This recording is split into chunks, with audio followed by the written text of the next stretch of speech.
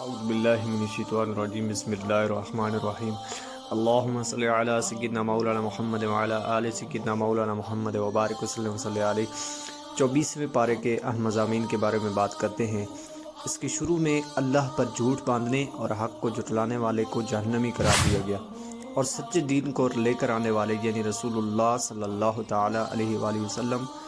اور تصدیق کرنے والے مفسرین نے اسے ابو بکر صدیق رضی اللہ تعالیٰ عنہ کو مراد لیا ہے کو متقی قرار دیا۔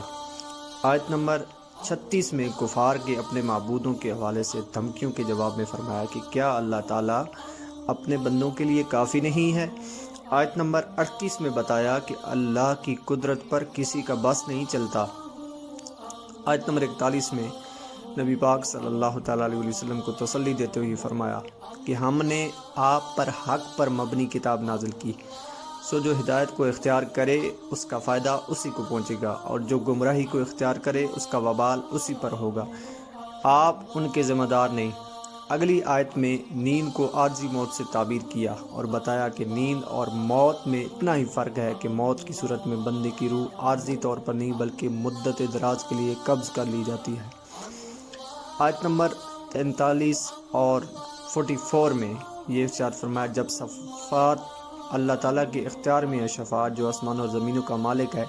اور کفار کے معبودان باطل کو کسی شفاعت کا اختیار نہیں بلکہ وہ تو اپنے لیے بھی کسی چیز کے مالک نہیں۔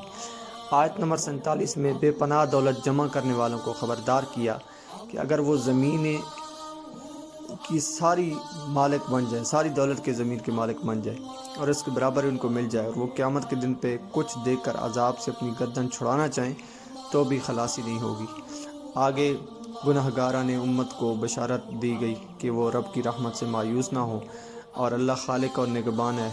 اور سور پھونکے جانے کا ذکر ہے، اور حساب کتاب کا بیان، اور اس کے بعد کافروں کو گروہ در گروہ جہنم کی طرف ہانکا جائے گا، اس کا بیان کیا گیا۔ اس کے بعد سورۃ المومن شروع ہو رہی ہے۔ سورۃ المومن مکی صورت ہے، ترتیب مصحف کے اعتبار سے 40 نمبر پر، ترتیب نزول کے اعتبار سے 60ویں نمبر پر ہے۔ اس صورت میں آل فرعون کے ایک مومن فرد کا ذکر ہے، اس وجہ سے اسے مومن کے نام سے موسوم کیا گیا۔ آیت نمبر 2 سے اللہ کے بندوں کو ایک بار پھر نوید مغفرت دیتے ہوئے ارشاد فرمایا وہ گناہوں کا بخشنے والا، توبہ قبول فرمانے والا، نیک اور سخت عذاب دینے والا ہے، نیکوکاروں پر بڑا احسان فرمانے والا ہے۔ آیت نمبر 4 سے کفار کی ہٹ درمی پر فرمایا کہ ان سے پہلے لوگوں نے بھی اپنے دور کے انبیاء کو جھٹلایا، پھر پکڑ ہوئی، اور کفار کا انجام بھی ان جیسا ہوگا۔ اب اسی طرح آگے بیان ہوا کہ پچھلی امتوں کے کفار نے بھی اپنے وقت کے رسولوں کو جھٹلایا، جھگڑا کیا، سو ان کی پکڑ ہوئی، عذاب میں مبتلا ہوئی، اور کفار کے دوزخی ہونے کا ذکر ہے۔ آیت نمبر 7 سے فرمایا وہ فرشتے جو عرش کو اٹھائے ہوئے ہیں اور جو اس کے گرد ہیں، وہ سب اپنے رب کی حمد کے ساتھ تسبیح کرتے ہیں، اس پر ایمان رکھتے ہیں، مومنوں کے لیے مغفرت طلب کرتے ہیں، کہتے ہیں ہمارے رب تیری رحمت اور تیرا علم ہر چیز کو محیط ہے، سو جنہوں نے توبہ کی اور تیرے راستے کی اتباع کی ان کی مغفرت فرما اور ان کو دوزخ کے عذاب سے بچا۔ اس کے بعد اللہ تعالیٰ کے نیک فرشتے، مقرب فرشتے نہ صرف اس تائب بندوں کے لیے بلکہ ان کے صالح آباء و اجداد، ان کی بیویاں اور اولاد کے لیے بھی جنت کی دائمی نعمتوں کی دعائیں مانگتے رہتے ہیں۔ آیت نمبر 10 میں فرمایا کفار کو قیامت کے دن بلند آواز سے کہا جائے کہ تم لوگوں کو اپنے اوپر جتنا غصہ آ رہا ہے اس سے زیادہ غصہ اللہ کو تم پر آتا تھا جب تم لوگوں کو ایمان کی دعوت دی جاتی اور تم کفر کرتے تھے تو وہ اپنے گناہوں کا اعتراف کر کے کہیں گے کہ کیا جہنم سے نکلنے کی کوئی صورت ہے۔ آیت نمبر 16 میں قیامت کے دہشت ناک دن کا نقشہ کھینچا گیا، اللہ فرمائے گا آج بادشاہی کس کی ہے، سب جانتے ہوئے خاموش ہوں گے، پھر اللہ تعالیٰ فرمائے گا اللہ کی جو واحد سب پر غالب ہے۔ آیت نمبر 17 سے بتایا کہ قیامت کے دن سب کے ساتھ پورا انصاف ہوگا، وہاں ظالموں کا کوئی حمایتی سفارشی نہیں ہوگا، اللہ خیانت کرنے والی آنکھوں اور سینوں میں چھپے رازوں کو بھی جانتا ہے۔ آیت نمبر 23 سے بتایا حضرت موسیٰ علیہ السلام کو ہم نے اپنی نشانیاں اور روشن معجزات عطا کیے، پھر ہارون فرعون کامان کی طرف بھیجا تو انہوں نے نماز اللہ جادوگر اور جھوٹا کرا دیا، پھر پورے واقعات کا آگے ذکر ہے،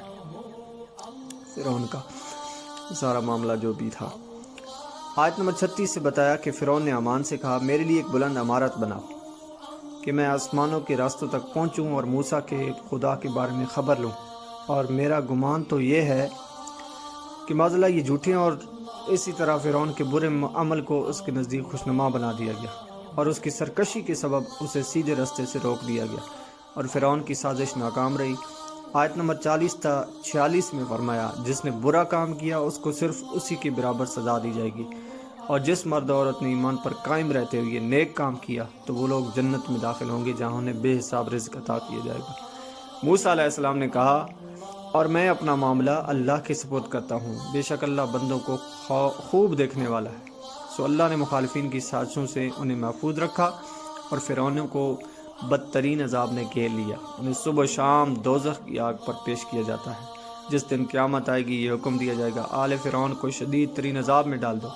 مفسرین نے فرمایا کہ اس آیت سے عذاب قبر کا ثبوت ملتا ہے۔ آیت نمبر 49 میں بتایا جہنمی جہنموں کے دروغوں سے کہے گی اپنے رب کو بلاؤ کہ ہمارے ساتھ عذاب میں ایک دن کی تخفیف کر دے۔ جہنم کا محافظ عملہ ان سے کہے گا کیا دنیا میں تمہارے پاس رسول نشانیاں لے کر نہیں آئے تھے؟ وہ اقرار کریں گے۔ آگے چل کر فرمایا قیامت میں ظالموں کی عذر خواہی انہیں کوئی کام نہیں آئے گی، ان کے لیے لعنت ہے، برا گھر ہے۔ آیت نمبر 60 میں فرمایا دعا مانگو قبول کروں گا۔ آیت نمبر 64 سے فرمایا اللہ ہی نے زمین کو تمہارے لیے جائے قرار اور آسمان کو چھت بنایا، صورتیں بنائی ہے، تمہیں پاکیزہ رزق عطا کیا ہے۔ آیت نمبر 65 سے اللہ کی نعمتوں کا ذکر کرنے کے بعد فرمایا وہی ہمیشہ زندہ رہنے والا ہے، اس کے سوا کوئی عبادت کا مستحق نہیں، سو تم اخلاص کے ساتھ اس کی بندگی اختیار کرو۔ اور آیت نمبر 67 میں اللہ نے انسان کی تخلیق اور اس کے بعد موت تک کے مختلف مراحل کو اپنی نشانی کے طور پر بیان فرمایا۔ آگے کچھ اہم واقعات کو بیان فرمایا اور آیت نمبر 120 میں فرمایا ہم آپ کے سامنے تمام رسولوں کی خبریں بیان کر رہے ہیں، یعنی رسول اللہ صلی اللہ تعالیٰ علیہ وسلم کو تمام انبیاء کرام کے احوال بتا دیے گئے تھے۔ قرآن میں جن انبیاء کرام کے نام بتا دیے گئے ان پر نام بنام ایمان لانا فرض عین ہے، اور دیگر انبیاء علیہ السلام پر تعداد کے تعین کے بغیر اجمالی طور پر ایمان لانا فرض ہے۔ سورہ حامیم السجدہ شروع ہو رہی ہے، آگے مکی سورت ہے اور ترتیب مصحف کے اعتبار سے 41 نمبر پر، ترتیب نزول کے اعتبار سے 61 نمبر پر۔ اس سورت کی ابتدا حامیم کا کلمہ ہے، جبکہ اس سورت میں سجدہ قرآن ہے، اس لیے اس کو حامیم السجدہ کے نام سے موسوم کیا گیا۔ اس کا ایک نام فصلت بھی ہے جو کہ آیت نمبر 3 میں مذکور ہے۔ اس صورت میں توحید، قیامت، حشر و نشر پر دلائل، مذاق اڑانے والوں کو عذاب کی وعید، قرآن مجید کی عظمت، مخالفین کے اعتراضات کے جواب کا بیان اور مشرکین کی شفاعت کی باطل امیدوں کا رد ہے۔ ابتدا میں فرمایا اللہ نے اپنی رحمت کے تقاضے سے قرآن مجید نازل فرمایا جو نیکوکاروں کو ثواب کی بشارت دیتا ہے اور بروں کو عذاب سے ڈراتا ہے۔ آیت نمبر 5 میں کفار کی انتہائی سرکشی کی کیفیت کو بیان کرتے ہوئے فرمایا اور انہوں نے کہا جس دین کی طرف آپ ہمیں بلا رہے ہیں ہمارے دلوں میں اس پر پردے پڑے ہوئے ہیں اور ہمارے کانوں میں ڈانٹ ہے اور ہمارے اور آپ کے درمیان حجاب ہے، سو آپ اپنے کام سے کام رکھیے اور ہم اپنے ڈب پر کار بند رہیں گے، یعنی وہ کسی طور پر حق کو قبول نہیں کرنا چاہتے۔ آیت نمبر 9 سے ایک بار پھر کائنات کی تخلیق کے حوالے سے اللہ کی بے پایاں قدرت و جلالت کا بیان ہے، اور آیت نمبر 15 سے قوم عاد کی سرکشی کا ذکر ہے کہ انہیں اپنی مادی طاقت پر بڑا ناز تھا، کہتے تھے ہم سے بڑھ کر بھی کوئی زبردست ہے؟ جواب دیا گیا تم سے بڑا زبردست وہ اللہ ہے جس نے تمہیں پیدا کیا۔ پھر قوم عاد پر منحوس دنوں میں خوفناک آواز والی آندھی بھیجی اور ان کا نام و نشان مٹا دیا گیا۔ قوم سمود کا انجام بھی برا ہوا۔ آیت نمبر 19 سے بیان ہوا قیامت کے دن اللہ کے دشمنوں کو جمع کر کے جہنم کی طرف لے جایا جائے گا، تو جب وہ جہنم کی طرف پہنچیں گے تو ان کے کان، آنکھیں، جلدیں ان کے خلاف سلطانی گواہ بن جائیں گی۔ کفار اپنی جلدوں سے کہیں گے تم نے ہمارے خلاف گواہی کیوں دی؟ ان کے اعضاء جواب دیں گے ہمیں ایسی اللہ نے قوت گواہی عطا کی ہے جس نے ہر چیز کو بولنا سکھایا اور اسی نے تم کو پہلی بار پیدا کیا، اسی کی جانب لوٹائے جاؤ گے۔ آیت نمبر 30 سے بتایا کہ ایمان پر ثابت قدم رہنے والے اہل ایمان کی روح جب اس دنیا سے پرواز کرے گی ان کے استقبال کے لیے فرشتے نازل ہوں گے اور کہیں گے تم نہ کسی آنے والی بات کا خوف کرو نہ کسی گزشتہ بات کا رنج و ملال، اور جنت کی بشارت سنو جس کا تم سے وعدہ کیا گیا تھا۔ پھر انہیں بتایا جائے گا اللہ غفور الرحیم ہے، جنت کا تمام نعمتیں۔ آیت نمبر 34 میں بتایا نیکی اور بدی برابر نہیں ہو سکتے اور دوسروں کی بدی کا جواب نیکی سے دو، اس کے نتیجے میں تمہارا مخالف تمہارا سرگرم اور پرجوش دوست بن جائے گا۔ آیت نمبر 37 سے اجرامی فلکی کی عبادت کرنے والوں سے فرمایا کہ اجرام فلکی کا خالق اللہ ہے، اللہ کو سجدہ کرو۔ اور آیت نمبر 39 سے اللہ تعالیٰ نے حیات بعد الموت کے ثبوت کے لیے حسی مثال دی کہ تم دیکھتے ہو کہ زمین خشک، بنجر اور غیر آباد ہوتی ہے، یعنی بے جان ہوتی ہے، تو ہم اس پر بارش کا پانی نازل کرتے ہیں جس کے ذریعے سب شاداب ہو جاتی ہے، نباتات اگتے ہیں، پھر بڑھاتے ہیں، حیات ہے۔ بس اللہ بے جان زمین میں جان ڈالتا ہے، وہی آخرت میں مردوں کو زندہ کرے گا۔ آیت نمبر 42 میں قرآن کی شان اعجاز کو بیان کیا کہ اس میں کسی بھی جانب سے باطل کی آمیزش نہیں ہو سکتی، یہ سراسر حق ہے۔ اگلی آیت میں بتایا رسول بھی عربی ہیں، قرآن بھی عربی ہے، اس لیے اسے عربی زبان میں اتار کر تاکہ لوگوں کی سمجھ میں آئے کہ قرآن مومنوں کے لیے ہدایت شفا ہے اور کافر کے حق میں ہدایت مقدر نہیں ہے۔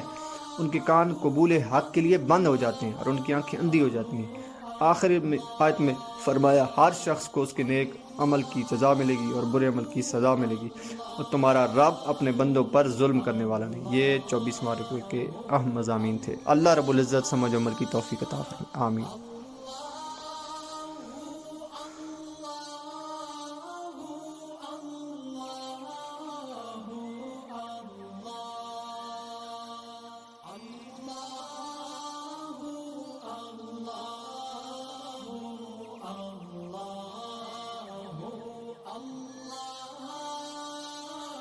Allah